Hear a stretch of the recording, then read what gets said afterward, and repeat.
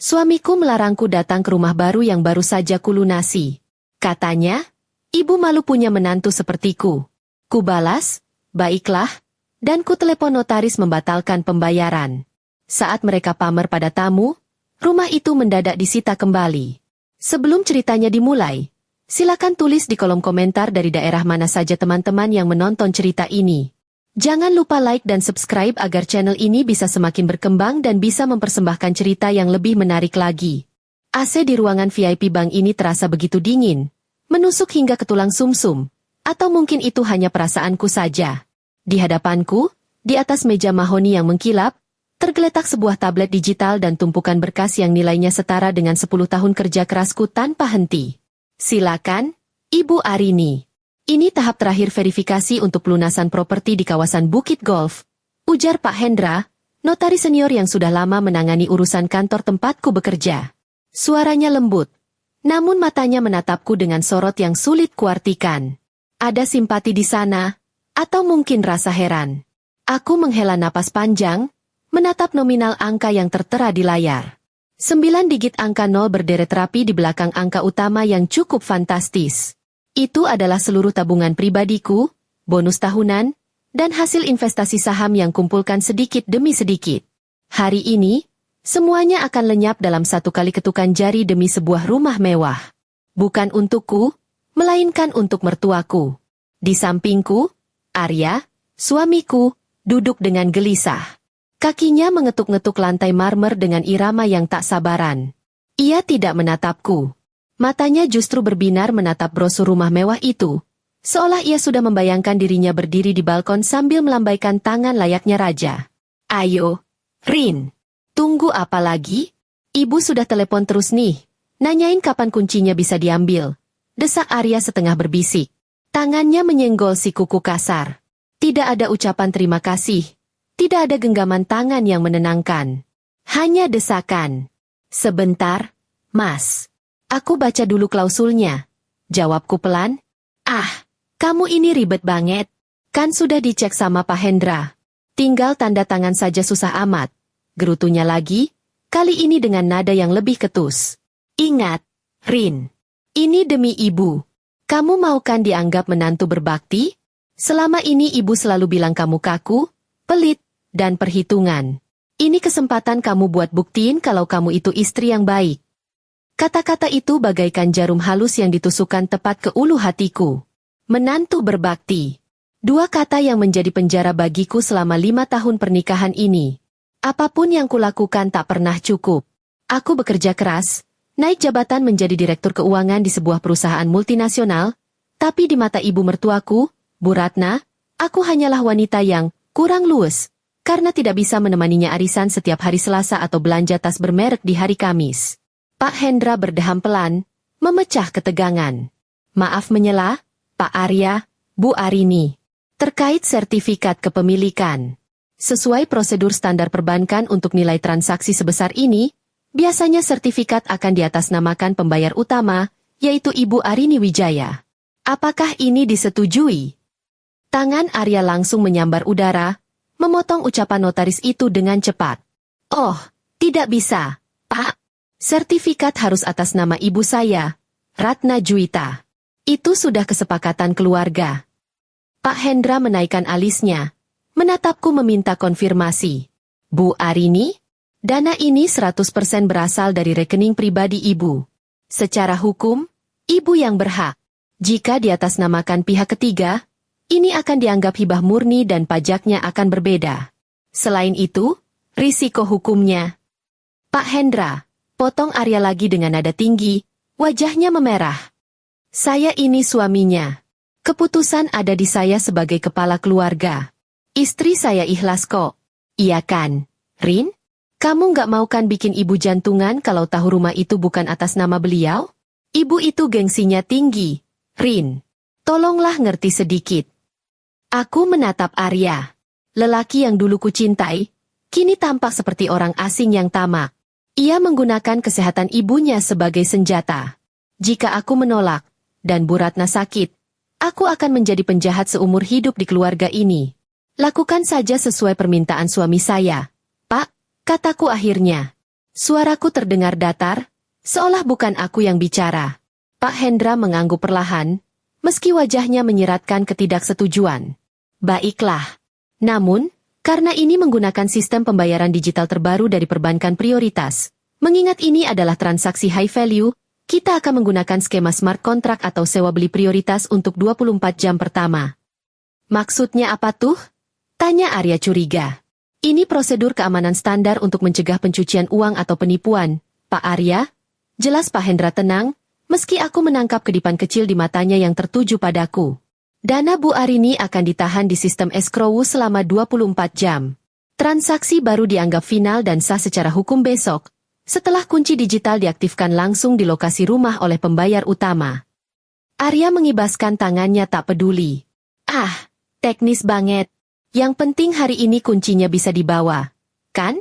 Dan sertifikatnya nanti keluar atas nama ibu. Betul. Tapi ada satu syarat mutlak. Lanjut Pak Hendra, matanya kini terkunci padaku. Kunci fisik memang bisa dibawa. Tapi untuk mengaktifkan kelistrikan, air, dan sistem keamanan smart home di rumah mewah tersebut, pembayar utama, yaitu Ibu Arini, harus hadir secara fisik di lokasi untuk pemindaian retina atau sidik jari pada panel utama. Batas waktunya 24 jam dari sekarang. Jika tidak, sistem akan menganggap transaksi batal. Gampang itu, seru Arya riang. Besok kan memang acara syukuran rumah baru. Arini pasti datang. Iya kan, Rin? Aku mengangguk lemah. Iya, Pak. Saya mengerti. Tanganku bergerak di atas tablet, membubuhkan tanda tangan digital. Detik itu juga, notifikasi di ponselku berbunyi. Saldo rekeningku berkurang drastis, menyisakan angka yang membuatku ingin menangis. Rumah impian Bu Ratna sudah lunas. Sebuah mansion 2 lantai dengan kolam renang dan taman luas di kawasan elit, sesuatu yang bahkan belum pernah kubeli untuk diriku sendiri. Nah, gitu dong. Arya bersorak, hampir melompat dari kursinya. Ia menyalami Pak Hendra dengan antusias, lalu mengambil map berisi kunci manual dan dokumen sementara. Ia sama sekali tidak menungguku. Ia berjalan cepat keluar ruangan VIP, menempelkan ponsel ke telinganya. Halo, Bu. Sudah beres. Iya, lunas. Atas nama Ibu dong. Tenang saja. Arya yang atur semuanya. Arini? Ah, dia cuma tanda tangan doang. Ini semua kan hasil kerja keras Arya Melobidia. Ucapnya sambil tertawa. Suaranya menjauh di lorong bank. Aku masih duduk terpaku di kursi. Tubuhku lemas. Hasil kerja keras Arya Melobidia. Kalimat itu berdengung di telingaku. Jadi, di mata suamiku, aku hanyalah klien yang harus dilobi, bukan istri yang harus dihargai. Bu Arini, panggil Pak Hendra pelan. Ia menyodorkan segelas air mineral. Apakah Ibu yakin dengan semua ini? Saya sudah memasukkan klausul pasal 4B dalam kontrak digital Ibu. Itu jaring pengaman terakhir. Aku menatap notaris tua yang baik hati itu. Terima kasih, Pak Hendra. Saya harap saya tidak perlu menggunakannya. Saya harap pengorbanan ini bisa membuat mereka akhirnya menerima saya. Pak Hendra tersenyum tipis.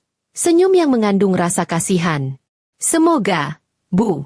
Tapi ingat, kunci kendali ada di tangan Ibu. Secara harfiah. Aku pulang ke rumah, bukan rumah mewah itu, melainkan apartemen kami yang sempit, dengan perasaan hampa.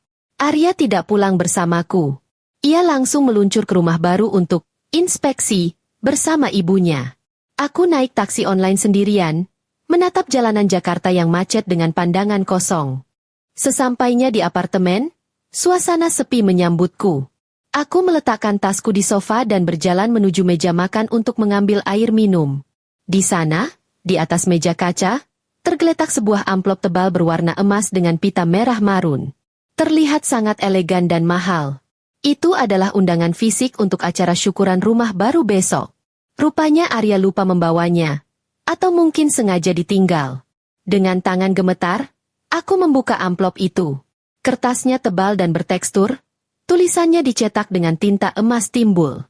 Undangan syukuran rumah baru keluarga besar Ibu Ratna Juwita Bapak Arya Perdana. Aku membaca nama tuan rumah yang tertera. Hanya nama Bu Ratna dan Arya. Tidak ada namaku. Bahkan di baris bawah, Tempat biasanya nama keluarga tercantum, hanya tertulis, beserta segenap keluarga besar Juwita. Namaku, Arini Wijaya, orang yang memeras keringat untuk membayar setiap bata dan semen rumah itu, sama sekali tidak ada.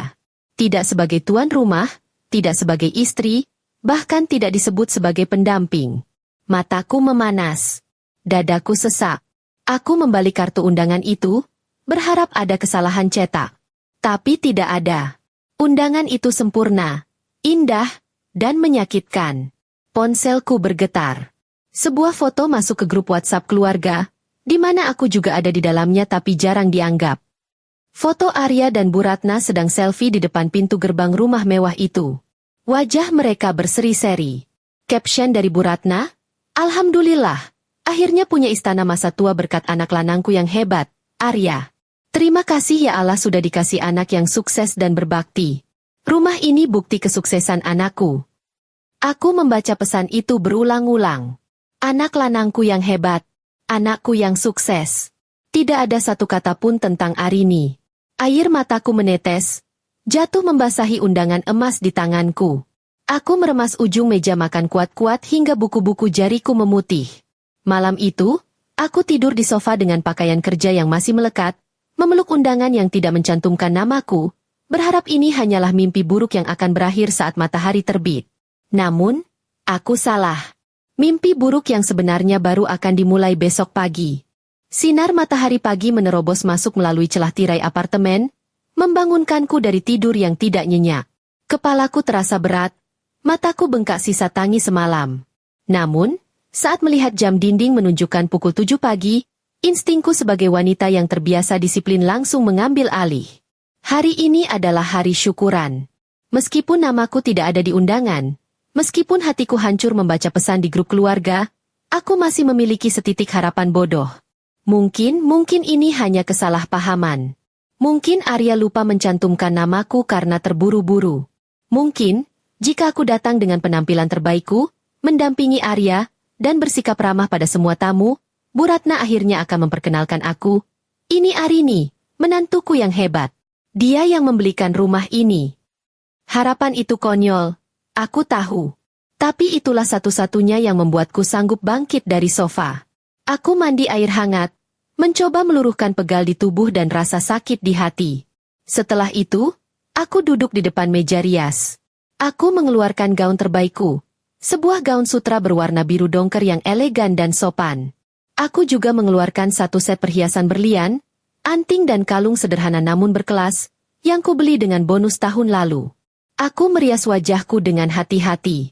Menutupi kantung mata yang menghitam dengan concealer, memulas perona pipi agar wajahku tidak terlihat pucat, dan mengoleskan lipstik warna nude yang segar. Setelah 1 jam bersiap, aku menatap pantulan diriku di cermin besar lemari. Wanita di cermin itu terlihat sukses, anggun, dan bermartabat. Tidak terlihat seperti istri yang diabaikan. Kamu bisa, Arini. Tunjukkan pada mereka bahwa kamu pantas dihargai. Bisikku pada bayangan di cermin. Aku sedang memasang anting sebelah kanan ketika ponselku berbunyi. Ada pesan masuk dari Arya. Jantungku berdebar. Mungkin dia bertanya aku sudah siap atau belum. Mungkin dia ingin menjemputku. Aku membuka pesan itu dengan senyum tipis yang perlahan memudar, lalu lenyap sama sekali, berganti menjadi ekspresi beku. Mas Arya, Rin, kamu nggak usah datang ke acara syukuran hari ini ya. Aku terpaku. Jemariku gemetar di atas layar. Aku mengetik balasan dengan cepat. Kenapa? Mas? Aku sudah siap. Aku ingin hadir. Balasan Arya datang dengan cepat, seolah dia sudah mengetiknya sejak tadi. Jangan membantah. Tamu-tamu ibu hari ini itu pejabat tinggi, sosialita, dan teman-teman lama ibu yang high class. Ibu bilang dia nggak nyaman kalau kamu ada di sana. Gayamu terlalu kaku, kayak orang kantoran, nggak nyambung sama obrolan mereka. Nanti malah bikin malu keluarga. Aku membaca kata, bikin malu, itu berulang kali. Nafasku tercekat. Aku yang membayar rumah itu. Aku yang bekerja siang malam. Dan aku dianggap memalukan? Pesan berikutnya masuk lagi. Lagian kamu kan capek kerja terus. Mending kamu istirahat aja di apartemen. Nanti aku bawain makanan sisa acara. Ingat ya, Jangan nekat datang. Ibu nggak mau moodnya rusak gara-gara lihat muka kamu yang cemberut terus. Nurut sama suami. Ponsel itu hampir terlepas dari genggamanku. Duniaku rasanya berhenti berputar. Hening. Sangat hening. Suara hiruk-pikuk jalanan di luar sana seolah lenyap, digantikan oleh dengungan nyaring di telingaku. Aku berjalan pelan menuju jendela kaca besar di ruang tamu yang menghadap ke kota Jakarta.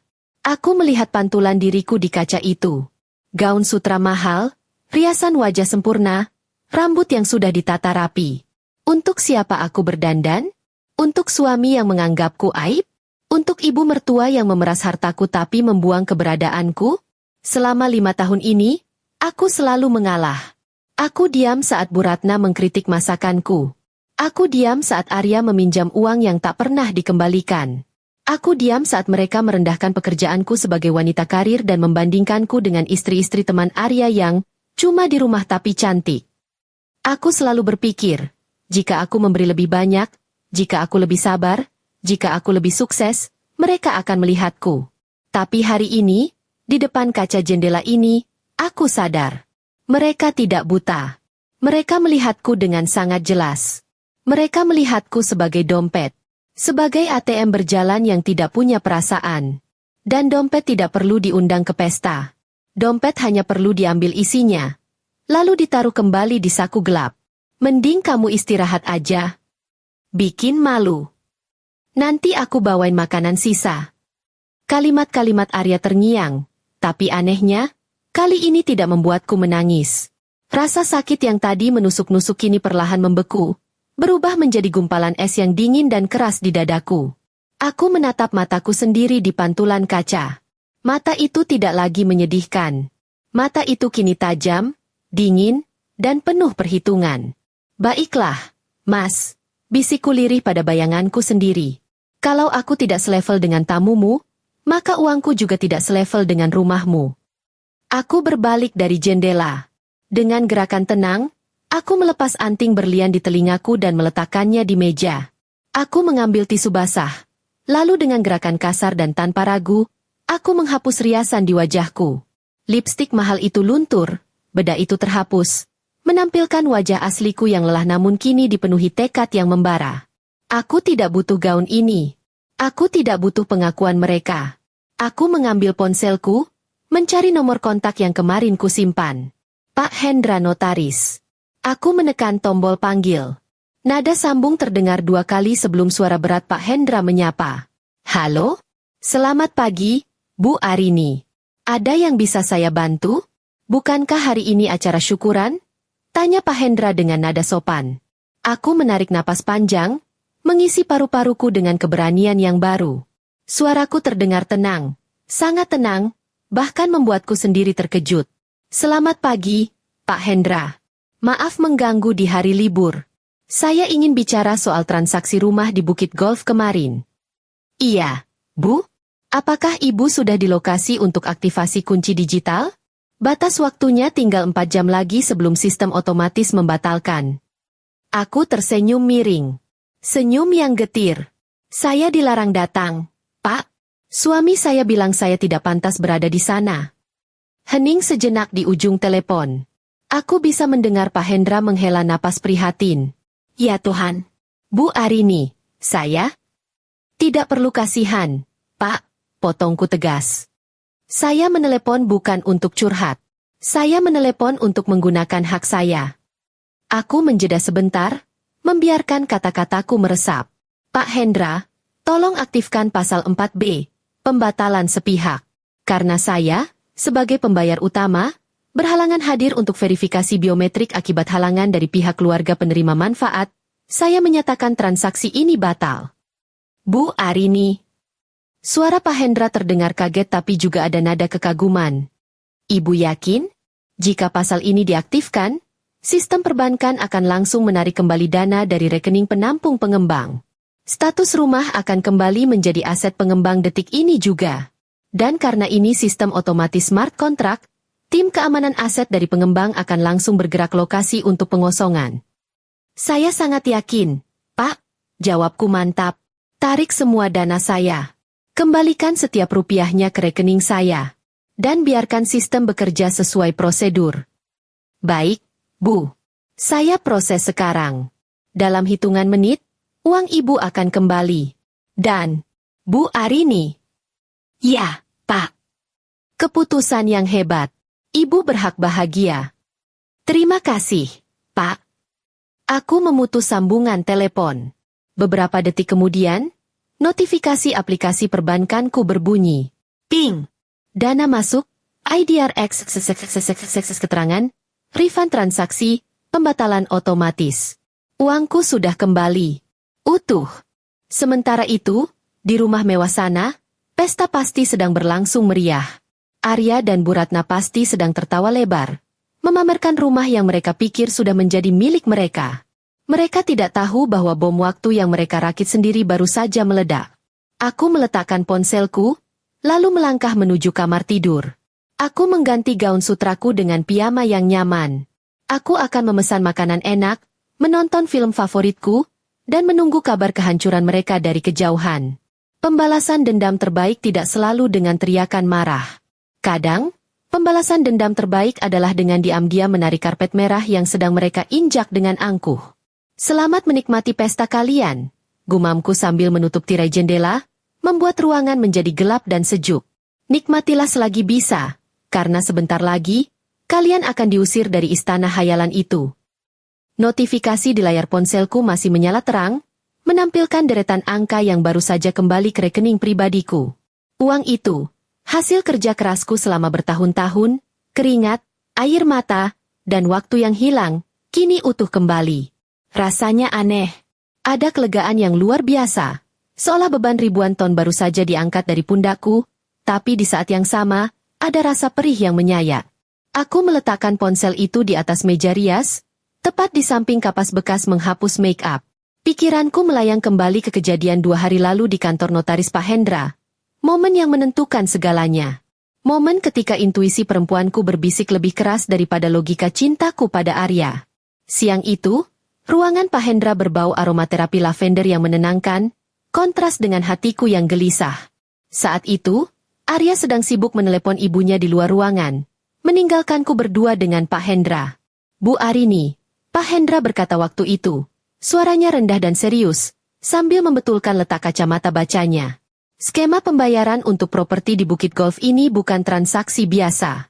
Karena nilainya di atas batas wajar transfer harian dan melibatkan aset likuidasi pengembang, bank rekanan kami mewajibkan penggunaan smart contract berbasis blockchain. Waktu itu aku hanya mengangguk pelan. Terlalu lelah untuk memikirkan istilah teknis. Yang penting sah secara hukum kan, Pak? Sangat sah, jawab Pak Hendra. Ia mencondongkan tubuhnya sedikit ke depan.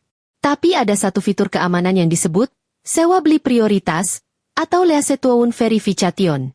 Ini dirancang untuk melindungi pembayar, dalam hal ini ibu, dari penipuan atau paksaan pihak ketiga. Aku ingat betul bagaimana Pak Hendra menatapku saat mengucapkan kata paksaan.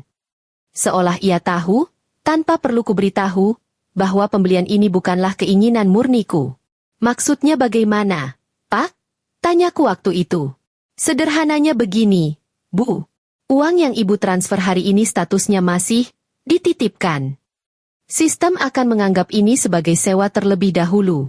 Status kepemilikan penuh dan permanen baru akan terjadi jika, dan hanya jika, pembayar utama, Ibu Arini, datang ke lokasi fisik properti dalam waktu 1x24 jam setelah pelunasan untuk melakukan aktivasi biometrik pada panel utama rumah.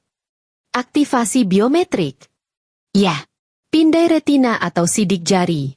Ini untuk memastikan bahwa si pembayar benar-benar memiliki akses fisik ke aset yang dibelinya, bukan dipaksa mentransfer uang dari jarak jauh oleh penjahat siber atau pihak lain.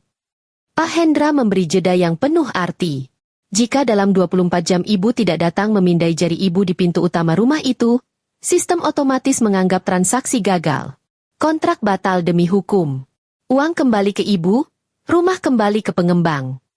Saat itu, Arya masuk kembali ke ruangan dengan wajah berseri-seri habis menelepon ibunya. Dia tidak mendengar penjelasan krusial itu. Dia hanya tahu, tanda tangan digital, dan kunci beres. Aku ingat, saat itu aku sempat ragu. Haruskah aku memberitahu Arya tentang syarat kehadiran fisik ini secara detail?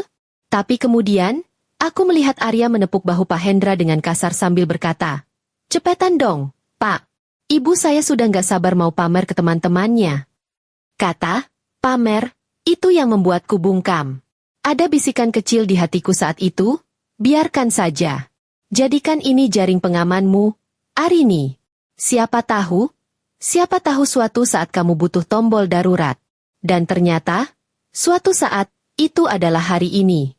Kembali ke masa kini, di kamarku yang sunyi. Aku menatap pantulan wajahku di cermin.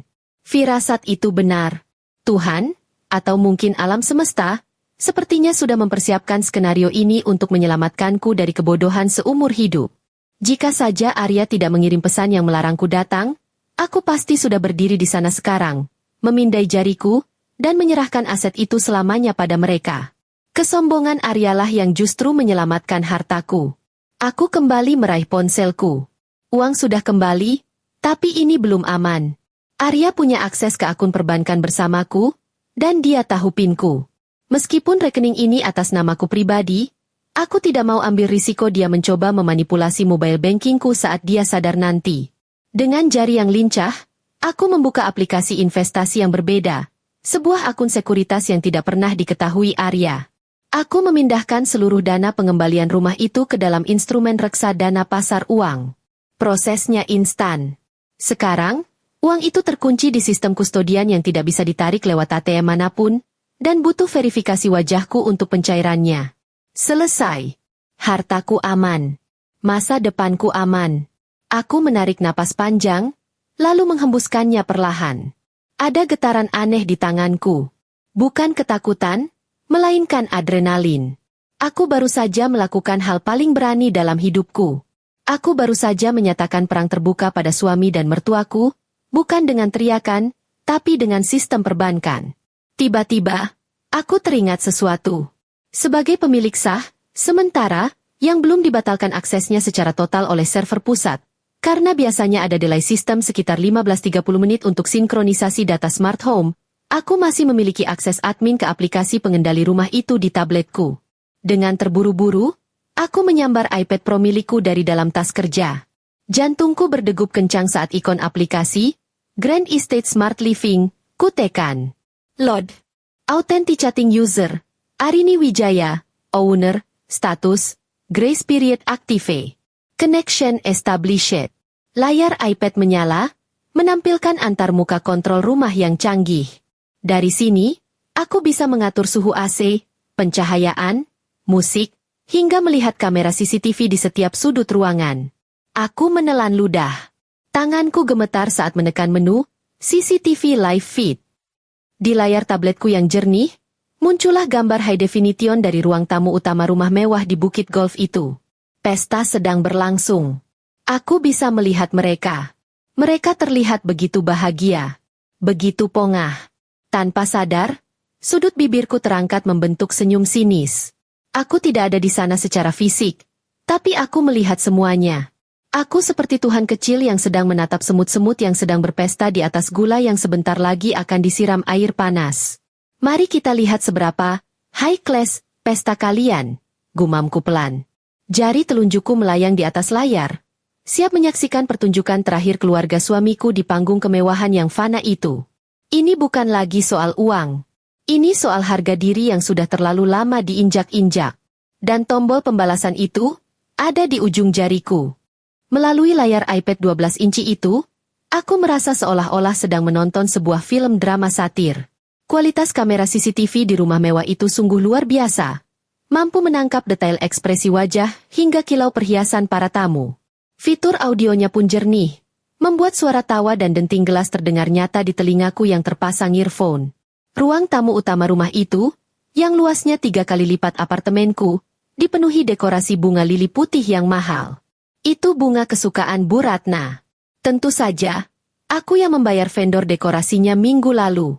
Meja-meja prasmanan berjejer rapi di sisi ruangan, menyajikan hidangan seafood premium dan steak wagyu. Catering dari hotel bintang 5. Lagi-lagi, tagihannya masuk ke kartu kreditku. Di tengah ruangan, berdiri Bu Ratna dengan kebaya merah menyala yang penuh payet emas. Dia tampak seperti ratu lebah di sarangnya. Di sampingnya, Arya mengenakan setelan jas abu-abu metalik yang kubelikan bulan lalu sebagai hadiah ulang tahun. Mereka berdua memegang gelas kristal berisi minuman bersoda yang terlihat seperti sampanye mahal. Terima kasih semuanya. Suara Bu Ratna terdengar melengking lewat speaker iPadku. Ia sedang memberikan sambutan. Aku menaikkan volume sedikit. Rumah ini adalah impian saya sejak lama. Dan alhamdulillah, berkat doa saya yang tak putus-putus, dan kerja keras putra tunggal saya, Arya, akhirnya kami bisa membeli tunai istana kecil ini. Bu Ratna menepuk dada Arya dengan bangga. Dadaku bergemuruh. Kerja keras putra tunggal saya? Arya bahkan tidak tahu cara mengisi token listrik kalau bukan aku yang memberitahu. Gajinya sebagai staf marketing biasa habis untuk cicilan mobil sport bekas yang ia paksakan beli demi gaya. Dan dia berani berdiri di sana, mengangguk-angguk seolah dia adalah taipan properti? Hebat ya Jeng Ratna, sahut seorang tamu wanita dengan sanggul tinggi. Sepertinya Bu Siska, saingan arisan Bu Ratna. Dengar-dengar harganya 15 miliar ya? Tunai loh. Arya kerjanya apa sih sekarang? Sukses banget. Arya tertawa renyah. Tawa yang dibuat-buat. Ah, biasalah tante. Main saham, properti, sedikit ekspor-impor. Ya, namanya rezeki anak soleh. Bohong. Semuanya bohong. Aku melihat Arya celingukan, mungkin memastikan tidak ada yang bertanya tentang keberadaan istrinya. Loh, ngomong-ngomong, istrinya Arya mana? Si Arini? Tanya tamu lain. Jantungku berhenti sejenak. Aku mencondongkan tubuh ke layar. Apa jawaban mereka? Wajah Bu Ratna berubah sedikit masam. Tapi ia segera menutupinya dengan senyum palsu yang lebar. Oh, Arini? Dia, aduh, kasihan sebenarnya. Dia lagi nggak enak badan. Biasalah, dia kan kerja kantoran, mungkin stres atau kelelahan. Lagi pula, dia orangnya memang agak pemalu kalau ketemu orang-orang hebat seperti bapak ibu sekalian. Jadi dia titip salam saja. Katanya mau istirahat di rumah kontrakannya. Rumah kontrakan? Dia menyebut apartemen kami, yang juga kubayar sewanya, sebagai rumah kontrakan dengan nada merendahkan, seolah memisahkan kasta antara istana, ini dan tempat tinggalku. Ya ampun, sayang banget ya. Padahal ini momen penting, kata tamu itu, tapi nada suaranya terdengar tidak peduli. Aku mencengkeram pinggiran iPad dengan kuat. Cok! Sandiwara ini sudah cukup. Mataku beralih ke indikator status di pojok kanan atas aplikasi Smart Home. Ada tulisan kecil berwarna merah yang mulai berkedip. Sistem Sinching. Ounip Verification Violet. Sistem perbankan dan database pengembang rupanya sudah mulai berkomunikasi. Server pusat baru saja menerima data bahwa uang telah ditarik kembali dan klausul 24 jam telah dilanggar. Di layar CCTV, aku melihat sesuatu yang ganjil. Lampu kristal gantung yang megah di tengah ruangan tiba-tiba berkedip. Seli. 2 kali. Kok lampunya kedip-kedip? Tanya Bu Ratna, mendongak ke atas. Arya, ini listriknya sudah stabil belum sih? Jangan bikin malu dong. Aman, Bu. Mungkin voltasenya aja lagi naik turun. Namanya juga kawasan baru, jawab Arya santai. Tapi kemudian, bukan hanya lampu gantung. Lampu dinding, lampu taman yang terlihat dari jendela kaca, semuanya mulai berkedip dengan irama yang aneh. Seperti kode Morse tanda bahaya. Musik jazz yang mengalun lembut dari speaker tersembunyi tiba-tiba mati total. Hening. Para tamu mulai kasak-kusuk. Loh, mati lampu. Detik berikutnya, suara alarm halus namun tegas terdengar menggema di seluruh ruangan. Bukan sirene kebakaran, melainkan suara sintetik dari sistem kecerdasan buatan rumah itu. Attention please. Verification Violet. Access violation detected. Perhatian. Verifikasi gagal. Pelanggaran akses terdeteksi. Suara itu datar, tanpa emosi, tapi cukup keras untuk membungkam seluruh percakapan di ruangan itu. Suara apa itu? Bu Ratna tampak panik. Dia memegang lengan Arya. Arya, itu suara apa? Kok bahasa Inggris? Artinya apa? Arya tampak bingung.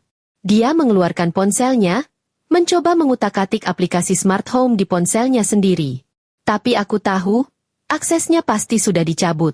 Dia hanyalah guest user, sementara aku adalah admin. Atau setidaknya mantan admin yang masih memegang kendali penglihatan. Ownership status. Revoked. Property is now under developer asset protection mode. All occupants must vacate immediately. Status kepemilikan dicabut.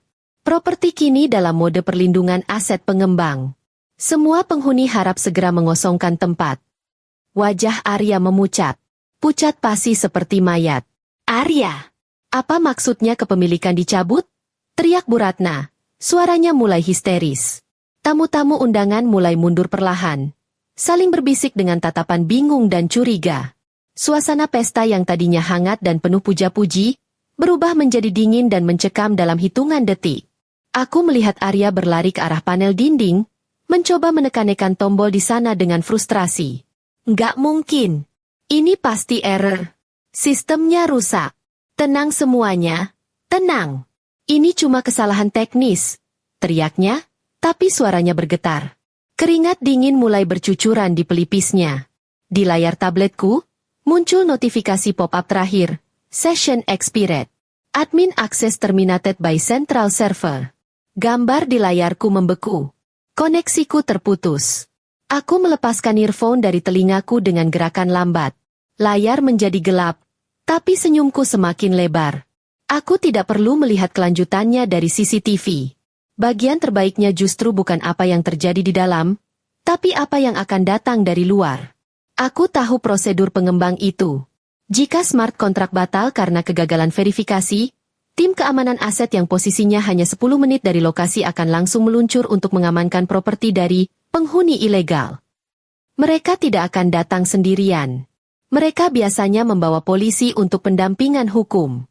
Aku bangkit dari kursi rias, berjalan menuju dapur untuk menyeduh teh hangat. Aroma teh melati yang menyengat menenangkan sarafku. Di sana, di rumah mewah itu, pesta para parasit baru saja berubah menjadi mimpi buruk. Dan yang paling memuaskan adalah, mereka tidak bisa menyalahkanku. Aku tidak ada di sana. Aku tidak menekan tombol perusak di dinding. Aku hanya seorang istri penurut yang dilarang datang, yang diam-diam mengambil kembali apa yang menjadi haknya.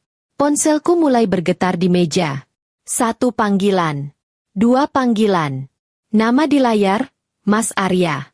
Aku membiarkannya berdering. Seli. 2 kali. 3 kali. Biarkan dia merasakan panik.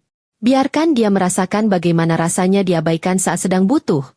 Persis seperti yang dia lakukan padaku selama bertahun-tahun. Aku menyesap teh hangatku. Nikmati pestanya. Mas, semoga, teman-teman hebat, ibu bisa membantumu menjelaskan kenapa rumah itu mengusir kalian. Ponsel di atas meja masih bergetar hebat. Menari-nari di atas permukaan kayu yang keras seolah ikut merasakan kepanikan pemilik nomor yang sedang menelepon. Nama, Mas Arya, terus berkedip di layar, disertai dering yang semakin lama semakin terdengar seperti jeritan minta tolong. Aku membiarkannya berdering hingga hampir mati. Lalu dengan gerakan tenang, aku menggeser tombol hijau dan menyalakan mode pengeras suara. Aku tidak bersuara. Aku hanya mendengarkan. Halo, Arini. Angkat. Sialan. Kamu di mana? Kenapa rumah ini lampunya mati semua? Kenapa sistemnya bilang akses ditolak? Suara Arya meledak memenuhi ruang tamu apartemenku yang sunyi. Nafasnya memburu, terdengar sangat panik dan marah. Di latar belakang, aku bisa mendengar suara riuh rendah yang kacau. Suara gelas pecah, gumaman bingung para tamu, dan suara Bu Ratna yang sedang berteriak-teriak memanggil pelayan. Arini! Jawab. Jangan diam saja. Ibu histeris ini. Kamu apakan pembayarannya? Bentak Arya lagi. Aku menyesap teh melatiku perlahan, membiarkan kehangatannya mengalir di tenggorokan, kontras dengan dinginnya nada suaraku saat menjawab. Loh, Mas, kok marah-marah? Bukannya kalian lagi pesta? Aku kan dilarang datang, jadi aku tidur di apartemen. Kenapa tanya aku? Jangan pura-pura bodoh. Listrik mati total. Pintu gerbang terkunci sendiri. Tamu-tamu kepanasan. Belum sempat Arya menyelesaikan kalimatnya, terdengar suara sirine yang meraung-raung dari seberang telepon. Bukan sirine ambulans, melainkan sirine khas mobil patroli pengawalan yang biasa menyertai eksekusi aset besar. Bunyinya tajam, membelah kegaduhan pesta yang mulai berubah menjadi kepanikan massal. Suara apa itu, Arya? Tanya Bu Ratna. Suaranya terdengar jelas karena sepertinya Arya memegang ponselnya dengan tangan gemetar di dekat ibunya. Itu mobil polisi, Bu. Sama ada mobil van hitam. Tulisannya, Properti Agung Lestari Security. Jawab Arya terbata-bata. Jantungku berdesir. Tim eksekusi aset sudah tiba. Prosedur standar pengembang untuk pembatalan smart contract memang sangat ketat dan cepat.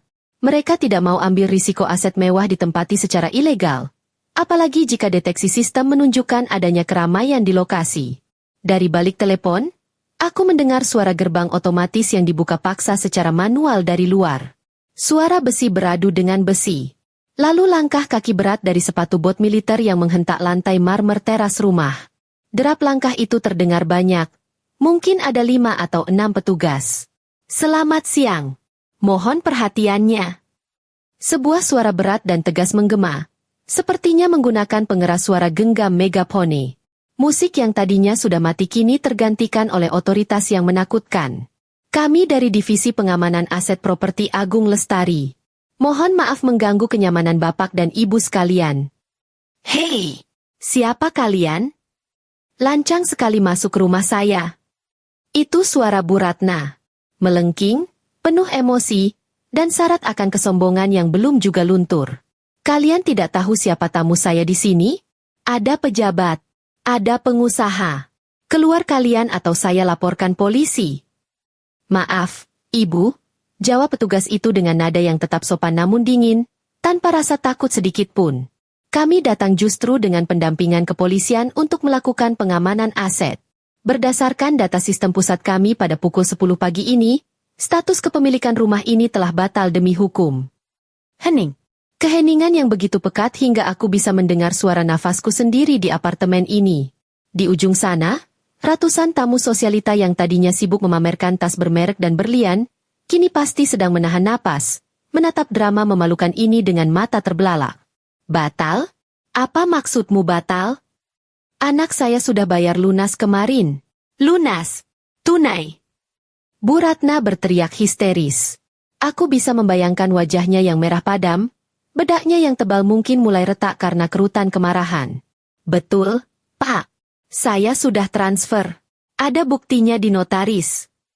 Arya ikut menimpali, suaranya terdengar putus asa. Kalian salah alamat. Cek lagi datanya. Kami tidak pernah salah data, Pak, sahut petugas itu tegas. Bunyi, bip, dari alat pemindai terdengar. Sistem pembayaran yang digunakan adalah Secure Lease Tuawun dengan klausul verifikasi biometrik 24 jam. Karena pembayar utama tidak hadir untuk memindai sidik jari dan retina hingga batas waktu habis, maka dana secara otomatis direfund oleh bank dan kontrak dianggap batal. Rumah ini kembali menjadi milik pengembang detik ini juga. Pembayar utama? Saya pembayarnya. Seru Arya berbohong. Maaf, Pak, potong petugas itu cepat. Suaranya terdengar seperti vonis hakim. Data kami menunjukkan pembayar utama dan pemilik rekening sumber dana adalah Ibu Arini Wijaya. Bukan Bapak Arya Perdana, dan bukan Ibu Ratna Juwita. Nama itu disebut. Namaku. Disebut dengan lantang di hadapan semua tamu yang selama ini mengira aku hanyalah istri benalu yang tidak selevel. Disebut sebagai pemilik uang, pemilik kuasa, dan penentu nasib mereka. Aku tersenyum tipis. Sangat tipis. Arya. Suara Bu Ratna terdengar lemah. Seperti orang yang baru saja ditampar keras tepat di wajah. Apa maksudnya ini? Jadi rumah ini bukan kamu yang beli? Arya tidak menjawab. Hanya terdengar suara nafasnya yang memburu di telepon. Bapak, Ibu, dan seluruh tamu undangan. Lanjut petugas keamanan itu, kali ini suaranya lebih keras. Kami mohon dengan hormat agar segera mengosongkan properti ini dalam waktu 15 menit. Kami harus melakukan penyegelan pintu dan mematikan seluruh akses. Silakan bubar dengan tertib. Jika ada perlawanan, kami terpaksa mengambil tindakan hukum atas tuduhan penyerobotan properti. Kekacauan meledak. Suara kursi bergeser kasar, suara langkah kaki 1000 yang berlarian, dan gumaman para tamu yang mulai panik terdengar jelas. Pesta syukuran yang digadang-gadang sebagai pesta termewah tahun ini, berubah menjadi pengusiran massal yang memalukan. Arini. Suara Arya terdengar lagi di telepon, kali ini berbisik, penuh ketakutan. Arini, tolong ngomong sama mereka. Bilang ini salah paham. Arini, ibu bisa pingsan kalau diusir begini. Rin, halo? Aku mendekatkan ponsel ke bibirku. Salah paham apa, Mas? Petugas itu benar. Uangnya memang punyaku, kan? Dan karena aku tidak selevel untuk hadir di sana, ya aku tarik saja uangnya. Kan sayang kalau uang, kelas rendah, dipakai buat beli rumah, kelas atas. Kamu sengaja? Teriak Arya. Bukan sengaja, Mas. Aku cuma sadar diri, jawabku datar, lalu memutus sambungan telepon sepihak. Aku meletakkan ponsel itu kembali. Tanganku sedikit gemetar, tapi bukan karena takut, melainkan karena pelepasan adrenalin yang luar biasa. Aku baru saja meruntuhkan istana kesombongan mereka hanya dengan diam di rumah. Babak pertama selesai. Tamu tak diundang, para petugas keamanan itu telah melakukan tugasnya dengan sempurna. 15 menit setelah sambungan telepon terputus, grup WhatsApp keluarga besar mulai ramai. Bukan dengan ucapan selamat, melainkan dengan pertanyaan-pertanyaan bernada sindiran yang dibungkus keprihatinan palsu. Notifikasi beruntun masuk ke ponselku, tapi aku tidak membukanya. Aku tahu persis apa yang sedang terjadi di sana tanpa perlu melihatnya. Imajinasiku bekerja dengan sangat jelas, merekonstruksi adegan demi adegan berdasarkan suara yang kudengar tadi. Aku bisa membayangkan wajah-wajah pucat para tamu undangan. Mereka, kaum sosialita yang hidup dari gengsi dan citra, baru saja menyaksikan aib terbesar yang bisa menimpa seseorang di lingkaran mereka. Kebohongan finansial yang terbongkar di depan umum. Bayangkan saja, Bu Ratna yang selama ini selalu membanggakan Arya sebagai pengusaha sukses dan menyindir menantunya sebagai karyawan biasa, kini terbukti telanjang bulat di depan teman-temannya. Ternyata, bukan Arya yang hebat. Ternyata, kemewahan yang ia pamerkan berasal dari dompet menantu yang ia rendahkan. Ponselku berdering lagi. Kali ini bukan Arya, tapi Tante Siska, sahabat sekaligus saingan terberat Bu Ratna di arisan. Aku mengangkatnya. Tante Siska pasti menelepon bukan untuk membela Bu Ratna, tapi untuk mencari bahan gosip paling panas minggu ini. Halo, Arini, sayang. Suara Tante Siska terdengar sangat manis. Terlalu manis hingga membuatku mual. Aduh, Tante kaget banget loh di sini. Ini Tante baru saja keluar dari gerbang rumah. Diusir sama satpam. Kasihan sekali mertuamu, Nak? Iya, Tante. Maaf ya kalau jadi tidak nyaman. Jawabku dengan nada sopan yang dibuat-buat. Tapi beneran itu tadi kata petugasnya? Rumah itu batal dibeli karena kamu yang batalkan pembayarannya? Jadi, selama ini yang punya uang itu kamu, bukan Arya. Tante Siska langsung menembak ke inti masalah. Suaranya terdengar bersemangat, seperti hiena yang menemukan bangkai segar. Yah, begitulah Tante. Aku menjawab merendah, tapi memastikan setiap kataku terdengar jelas. Sebenarnya saya sudah lunasi, Tante. Full payment. Tapi Mas Arya dan Ibu bilang saya tidak pantas datang ke acara itu. Katanya saya bikin malu karena cuma orang rendahan. Karena saya dilarang datang untuk tanda tangan serah terima kunci, ya otomatis uangnya balik rekening saya. Saya nggak punya pilihan, Tante. Astaga, seru Tante Siska dramatis. Aku bisa membayangkan dia sedang menutup mulutnya dengan tangan yang penuh cincin. Jahat sekali mulut Ratna. Padahal dia bilang ke semua orang kalau itu uang Arya hasil bisnis batubara. Duh, malu banget itu si Ratna. Tadi Tante lihat dia nangis-nangis di depan petugas sampai make-upnya luntur. Tapi petugasnya tetap nyeret dia keluar. Arya juga cuma plonga-plongo kayak orang bingung. Saya cuma mau berbakti, Tante. Tapi kalau kehadiran saya tidak diinginkan, uang saya pun pasti tidak berkah buat mereka. Tambahku, menuangkan sedikit bensin ke dalam api gosip yang akan segera menyebar itu. Kamu yang sabar ya, Arini. Tante baru tahu kamu sehebat itu. Ternyata selama ini Ratna cuma besar pasak daripada tiang. Duh, besok arisan bakal heboh nih. Ya sudah ya sayang, Tante mau lanjut jalan dulu. Mobil Tante kejebak macet gara-gara mobil polisi. Hati-hati, Tante. Aku menutup telepon dengan senyum puas. Dalam hitungan jam, seluruh lingkaran sosial Bu Ratna akan tahu kebenarannya. Reputasi yang dibangun Bu Ratna selama puluhan tahun hancur lebur dalam satu siang. Tidak ada lagi yang akan memandangnya sebagai nyonya besar. Dia akan dikenang sebagai mertua jahat yang hidup dari uang menantu tapi tidak tahu diuntung. Hukuman sosial lebih kejam daripada hukuman penjara. Bu Ratna tidak akan punya muka lagi untuk keluar rumah. Tiba-tiba, pintu apartemenku digedor dengan keras. "Arini, buka pintunya." Itu suara Arya. Dia sudah pulang. Cepat sekali. Mungkin dia memacu mobilnya seperti orang gila setelah diusir dari sana. Aku berjalan santai menuju pintu. Aku tidak takut. Rasa takutku sudah habis terkuras bersama air mataku kemarin malam. Kini yang tersisa hanyalah logika dingin. Aku membuka pintu. Arya berdiri di sana. Penampilannya kacau balau. Jas mahalnya kusut, dasinya miring, rambutnya acak-acakan. Wajahnya merah padam, campuran antara marah dan malu yang luar biasa. Di belakangnya, Bu Ratna berdiri bersandar di dinding koridor, terlihat lemas dan berantakan, matanya bengkak, memegang dadanya seolah sesak napas. Tidak ada lagi sisa-sisa keanggunan nyonya besar. "Puas kamu?" bentak Arya, langsung merangsek masuk dan mendorong bahuku. Aku mundur selangkah, menepis tangannya dengan kasar. "Jangan sentuh aku. Ini rumahku. Aku yang bayar sewanya. Kalau kamu mau kasar, silakan keluar." Arya ternganga, kaget melihat keberanianku. Selama ini aku selalu menunduk jika dia marah. Kamu benar-benar istri durhaka," seru Bu Ratna dari ambang pintu. Suaranya serak. Dia menunjuk-nunjuk wajahku dengan telunjuk yang gemetar. "Kamu sengaja mempermalukan saya di depan semua orang. Kamu tahu siapa tamu-tamu tadi? Itu kolega penting. Sekarang mau ditaruh di mana muka saya? Dasar perempuan ular." Aku menatap Bu Ratna tepat di matanya.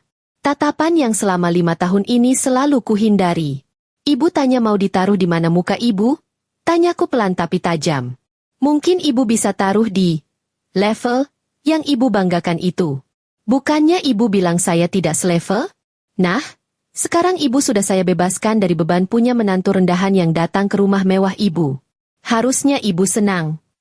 "Kurang ajar." Arya mengangkat tangannya, hendak menampar pipiku. Aku tidak menghindar. Aku justru membusungkan dada, menantangnya. "Tampar saja, Mas. Ada CCTV di koridor apartemen ini. Sekali tanganmu mendarat di pipiku, detik itu juga rekaman visum dan CCTV akan sampai ke HRD kantormu dan kantor polisi. Kamu mau kehilangan pekerjaanmu yang gajinya pas-pasan itu juga setelah kehilangan rumah hayalanmu?" Tangan Arya berhenti di udara. Dia gemetar. Dia menatapku seolah melihat hantu. Dia tidak mengenali wanita yang berdiri di hadapannya. Arini yang penurut sudah mati, digantikan oleh seseorang yang memegang kendali penuh atas hidupnya. Arya menurunkan tangannya perlahan. Tinjunya terkepal erat di sisi tubuhnya. "Kenapa, Rin? Kenapa kamu tega? Uang itu kan sudah kamu kasih buat ibu. Itu hak ibu." "Uang itu hakku karena aku yang mencarinya," potongku dingin. "Dan aku memberikannya dengan syarat aku dianggap sebagai keluarga. Tapi kemarin, lewat pesanmu, kamu menegaskan bahwa aku bukan keluarga. Aku cuma penonton yang tidak boleh masuk panggung. Jadi, tiketnya aku refund." Bu Ratna mulai menangis meraung-raung, terduduk di lantai koridor apartemen. "Rumahku, rumah impianku hilang semua gara-gara kamu." Aku menatap mereka berdua tanpa rasa iba sedikit pun. Wajah-wajah pucat mereka, kepanikan mereka, kehancuran harga diri mereka. Semuanya adalah hasil tuaian dari apa yang mereka tanam. "Masuklah, ambil barang-barang kalian yang penting," kataku sambil berjalan kembali ke kamar dan mengambil koper yang sudah kusiapkan. "Maksud kamu apa?" tanya Arya bingung. "Aku yang pergi," jawabku sambil menarik koperku keluar kamar. "Apartemen ini sewanya habis minggu depan. Aku tidak akan memperpanjangnya. Kalian silakan cari tempat tinggal lain yang sesuai dengan level kalian. Uangku, rumahku, hidupku, mulai detik ini tertutup untuk kalian." Aku melewati Arya yang terpaku membisu dan Bu Ratna yang masih menangis di lantai. Langkahku ringan saat menyeret koper keluar pintu, meninggalkan dua manusia yang kini sadar bahwa tanpa orang rendahan, seperti aku, Mereka hanyalah raja dan ratu tanpa mahkota. Aku melangkah keluar dari lobi apartemen lama kami dengan perasaan yang sulit digambarkan. Bukan sedih, bukan juga bahagia yang meluap-luap, melainkan sebuah kehampaan yang menenangkan. Koper di tanganku terasa ringan, seolah beban 5 tahun pernikahan yang selama ini kupikul sendirian telah menguap ke udara. Aku menyetop taksi yang kebetulan lewat, meminta sopir mengantarku ke salah satu hotel bintang 5 di pusat Jakarta. Selama perjalanan, aku mematikan ponselku. Aku butuh jeda. Aku butuh memutus sambungan dari dunia yang baru saja kuhancurkan. Sesampainya di hotel, aku tidak memesan kamar biasa. Aku memesan presidential suite untuk 3 malam. Resepsionis sempat menatapku heran. Seorang wanita sendirian dengan satu koper kecil memesan kamar termahal, tapi kartu kredit platinumku yang berbicara. Kartu yang selama ini kugunakan untuk membiayai gaya hidup ibu dan hobi Arya, kini akhirnya kugunakan untuk diriku sendiri. 1 jam kemudian, aku sudah berada di pusat layanan spa hotel. Tubuhku terbaring di atas dipan pijat yang empuk, dikelilingi aroma serai dan jahe yang menenangkan. Seorang terapis wanita memijat punggungku yang kaku dengan tekanan yang pas. Setiap pijatan seolah merontokkan sisa-sisa kelelahan mental yang menumpuk di pundakku. Ibu tegang sekali ototnya. Komentar terapis itu pelan. Banyak pikirannya, Bu. Aku tersenyum tipis. Wajahku menelungkup pada lubang dipan. Sudah tidak lagi, Mbak. Baru saja lepas. Pikiranku melayang ke masa lalu. Dulu, setiap kali aku ingin memanjakan diri ke salon sekadar untuk cerambat seharga 200.000, ibu pasti menyindir. Duh, Arini, uangnya sayang banget. Mending buat nambahin beli gorden baru ibu, kan lebih manfaat dilihat orang. Dan bodohnya, aku selalu menurut. Aku membatalkan janji salon, lalu mentransfer uang itu ke ibu. Aku membiarkan rambutku kusam, wajahku lelah, demi gorden impor di rumah mertua yang bahkan jarang kudatangi. Sekarang, aku membayar jutaan rupiah untuk paket spa lengkap ini tanpa rasa bersalah sedikit pun. Setelah sesi pijat dan lulur selesai, aku mengenakan jubah mandi tebal berwarna putih bersih. Aku duduk di balkon suiteku yang menghadap bundaran HI, ditemani sebotol sampanye dingin dan sepiring buah potong segar. Langit Jakarta mulai berubah warna menjadi jingga keunguan. Indah sekali. Aku memberanikan diri menyalakan ponselku kembali. Dugaanku benar. Layar ponselku langsung meledak dengan ratusan notifikasi. Ada 50 panggilan tak terjawab dari Arya. 20 panggilan dari nomor rumah ibu. Dan puluhan pesan WhatsApp yang isinya beragam, mulai dari makian, permohonan, hingga ancaman kosong. Aku menuangkan sampahnya ke dalam gelas ramping, mendengarkan desis halusnya yang menggoda. Lalu, dengan tenang, aku membuka pesan suara terakhir yang dikirim Arya 5 menit yang lalu. Aku menekan tombol play dan menyalakan loudspeaker. Rin, tolong angkat. Kamu di mana? Ibu pingsan, Rin. Tensi darahnya naik sampai 180. Sekarang kami di IGD. Kamu tega banget, Rin. Kamu mau membunuh ibu pelan-pelan? Dokter bilang ibu syok berat. Tolonglah, transfer sedikit uang buat deposit rumah sakit. Kartu kreditku ditolak semua. ATM-ku juga nggak bisa ditarik. Kamu blokir semua aksesku. Hah? Arini, jangan jadi monster. Suara Arya terdengar pecah. Campuran antara tangisan laki-laki yang putus asa dan kemarahan yang tertahan. Aku menyesap sampahnya dingin itu. Rasanya segar, sedikit asam namun manis di ujung lidah. Monster, gumamku pelan, mengulangi kata-kata suamiku. Selama 5 tahun aku menjadi malaikat penolong bagi mereka, dan itu tidak cukup. Sekali aku berhenti menolong, aku langsung dianggap monster. Lucu sekali logika manusia yang terbiasa disuapi. Aku tidak memblokir rekening Arya. Sebenarnya, rekening pribadinya memang kosong karena dia tidak pernah menabung. Sementara kartu kredit tambahan, supplementary card, yang dia pegang memang atas namaku. Tentu saja aku memblokirnya segera setelah aku meninggalkan apartemen tadi siang. Untuk apa aku membiayai rumah sakit ibu yang sakit karena keserakahannya sendiri? Ponselku bergetar lagi. Arya menelepon. Kali ini, aku mengangkatnya. Halo, sapaku datar. Arini. Ya Tuhan. Akhirnya, teriak Arya di ujung sana. Suara bising alat medis dan panggilan perawat terdengar di latar belakang. Kamu di mana? Cepat ke rumah sakit sekarang. Ibu kritis. Aku sedang sibuk, Mas. Jawabku santai, sambil memandang kerlap-kerlip lampu kota di bawah sana. Sibuk apa? Ibumu, mertuamu, sekarat gara-gara kelakuanmu tadi siang. Kamu harus tanggung jawab.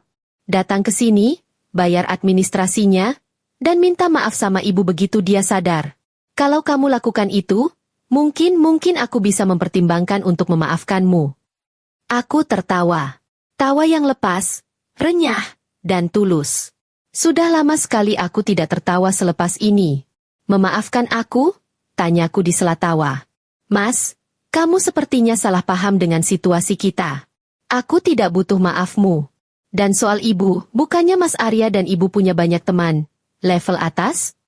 Tadi di pesta banyak pejabat kan? Kenapa tidak minta tolong mereka saja? Masa keluarga terhormat minta tolong sama menantu yang bikin malu? Jangan bahas itu sekarang, bentak Arya. Itu kan cuma gengsi ibu di depan teman-temannya. Dalam hati ibu sayang sama kamu. Sayang? Potongku tajam. Sayang itu melindungi, Mas. Bukan memeras. Sayang itu menghargai, bukan merendahkan. Tadi siang, saat kamu melarangku datang ke rumah yang kubeli dengan keringat darahku sendiri, saat itulah aku sadar bahwa bagi kalian, aku bukan manusia. Aku cuma mesin ATM yang kebetulan bisa bicara. Rin. Suara Arya melembut, mencoba taktik manipulasi lamanya. Aku tahu aku salah. Aku hilaf. Aku ditekan ibu. Kamu tahu kan ibu gimana orangnya? Aku cuma mau nyenengin orang tua. Kamu sebagai istri harusnya dukung suami berbakti. Berbakti itu pakai uangmu sendiri, Mas. Bukan uang istri, balasku telak. Dan soal tagihan rumah sakit, silakan jual saja jam tangan Rolex yang kuberikan tahun lalu. Atau jual mobilmu. Oh, tunggu.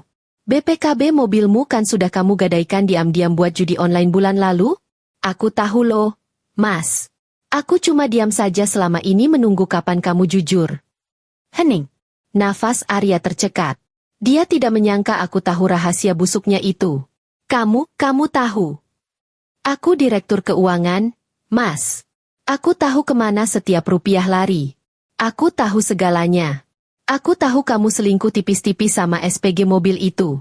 Aku tahu kamu sering traktir teman-temanmu pakai kartu kreditku dan bilang itu uang hasil proyekmu. Aku tahu semua.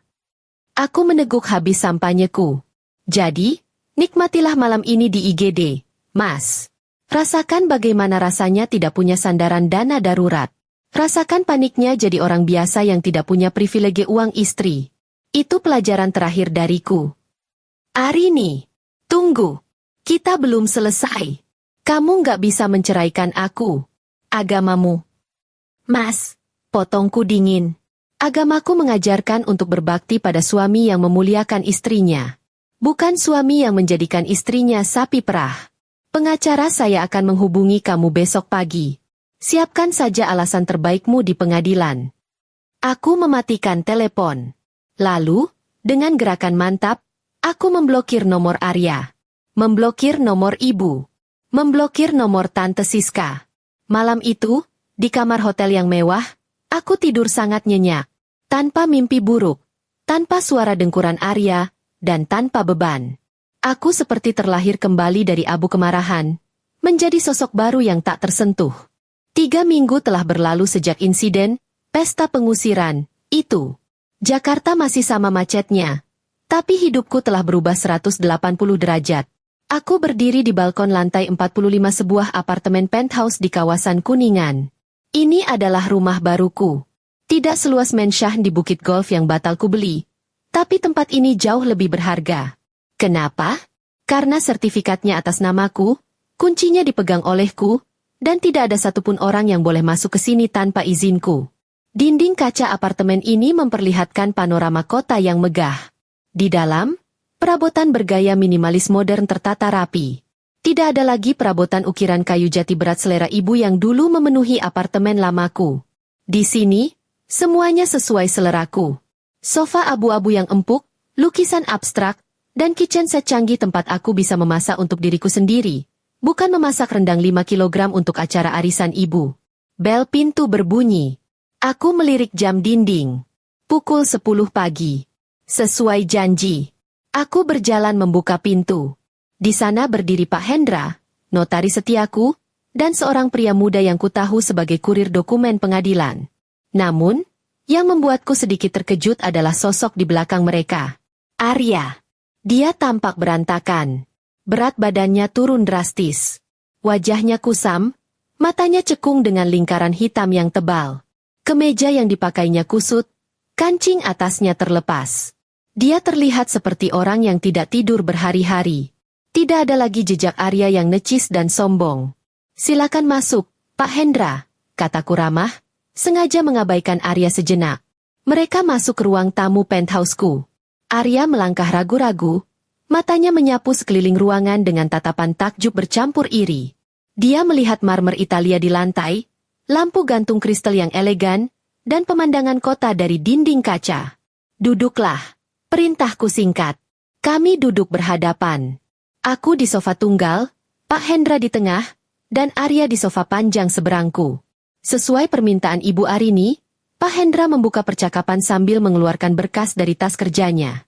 Hari ini adalah penyerahan berkas gugatan cerai final dan penyelesaian harta Gonogini. Mengingat ada perjanjian pranikah yang memisahkan harta bawaan dan harta perolehan masing-masing, maka proses ini seharusnya sederhana. Arya menatapku. Matanya berkaca-kaca. Rin, apa harus sampai begini? Rumah tangga kita 5 tahun, Rin. Hancur cuma gara-gara 1 hari. Bukan 1 hari, Mas. Jawabku tenang, menatapnya lurus. 5 tahun aku menumpuk sabar. 1 hari itu hanya pemicunya. Ledakannya sudah lama tersimpan. Ibu sakit stroke ringan, Rin, kata Arya lirih. Nadanya menuduh. Mulutnya miring sebelah. Dia nggak bisa bicara jelas lagi. Setiap hari dia nangis manggil nama kamu. Dia menyesal. Kami semua hancur. Aku tidak bergeming. Dulu, mendengar ibu sakit flu saja aku sudah panik membuatkan bubur. Sekarang, mendengar berita stroke itu, hatiku datar. Aku turut prihatin, kataku formal. Semoga BPJS Mas Arya bisa menutupi biayanya. Atau mungkin teman-teman sosialita ibu mau patungan. Wajah Arya memerah menahan marah. Tapi dia tidak berdaya. Kamu kejam, Rin. Kamu berubah. Aku tidak berubah. Aku hanya berhenti berpura-pura bodoh. Balasku. Pak Hendra berdeham, melerai ketegangan. Pak Arya, silakan tanda tangan di sini untuk konfirmasi penerimaan gugatan. Dan ini adalah daftar aset yang Ibu Arini berikan secara sukarela kepada Bapak. Arya terkejut. Aset? Kamu kasih aku aset? Matanya berbinar sedikit. Harapan akan uang kembali muncul. Dasar parasit, pikirku. Ya, kataku. Itu koper di dekat pintu. Arya menoleh. Sebuah koper besar berisi pakaian-pakaian lamanya berdiri di sudut ruangan. Hanya itu. Cuma baju? Tanya Arya tak percaya. Dan pelunasan utang kartu kredit atas namamu yang sempat kamu pakai foya-foya itu. Tambahku. Aku sudah lunasi semua tagihan terakhirmu sebagai hadiah perpisahan. Anggap saja sedekah. Supaya kamu tidak dikejar debt collector saat merawat ibumu. Setelah ini, jangan pernah minta 1 rupiah pun dariku. Arya terdiam. Dia menunduk. Bahunya bergetar. Aku tidak tahu apakah dia menangis karena sedih kehilangan istri, atau sedih kehilangan sumber dana. Kemungkinan besar yang kedua. Dia mengambil pulpen dengan tangan gemetar, lalu menandatangani berkas cerai itu. Coretan tintanya menjadi simbol kebebasanku. Selesai, kata Pak Hendra menutup map itu. Proses pengadilan akan berjalan cepat. Arya bangkit berdiri. Dia menatapku untuk terakhir kalinya. Ada penyesalan di sana, tapi juga kebencian. Kamu bakal nyesel, Rin, katanya serak. Kamu perempuan, sudah janda, umur nggak muda lagi. Siapa yang mau sama wanita sekeras kamu? Kamu bakal mati sendirian di istana mewahmu ini. Aku tersenyum. Senyum yang paling tulus yang pernah kuberikan padanya dalam tahun-tahun terakhir. Mas, lebih baik aku sendirian di istana yang nyaman ini, daripada berdua tapi kesepian di neraka yang kamu ciptakan. Sendiri bukan berarti sepi. Sendiri berarti merdeka. Arya tidak bisa menjawab. Dia menyambar koper pakaiannya dengan kasar, lalu berjalan keluar tanpa menoleh lagi. Pintu penthouse tertutup otomatis di belakangnya, memisahkan masa laluku dan masa depanku dengan bunyi klik yang tegas. Pak Hendra tersenyum padaku sambil membereskan berkasnya. Selamat, Bu Arini. Anda sudah resmi melangkah ke babak baru. Terima kasih, Pak Hendra. Anda boleh pulang. Saya ingin menikmati pemandangan sebentar. Setelah Pak Hendra pergi, aku berjalan kembali ke balkon. Angin kencang di lantai 45 menerpa wajahku, menerbangkan rambutku. Di bawah sana, jutaan manusia sedang bergelut dengan masalah mereka masing-masing. Di salah satu sudut kota yang kumuh, mungkin Arya sedang menyeret kopernya, kembali ke realitas pahit yang harus dia hadapi. Aku mengambil gelas air putih di meja. Aku sudah berhenti minum alkohol. Aku ingin menyambut hidup baru dengan kesadaran penuh. Aku menatap langit biru yang cerah. Tidak ada lagi drama. Tidak ada lagi mertua yang menyindir. Tidak ada lagi suami yang menuntut. Aku Arini Wijaya. Pemilik hidupku sendiri. Ratu di istanaku sendiri. Dan untuk pertama kalinya dalam hidupku, aku merasa kuncinya, kunci kebahagiaan itu, benar-benar ada di genggamanku, bukan di tangan orang lain. Aku menyeruput air itu, merasakan kesegaran yang mengalir ke seluruh tubuhku. Selamat datang kembali, Arini, bisikku pada angin.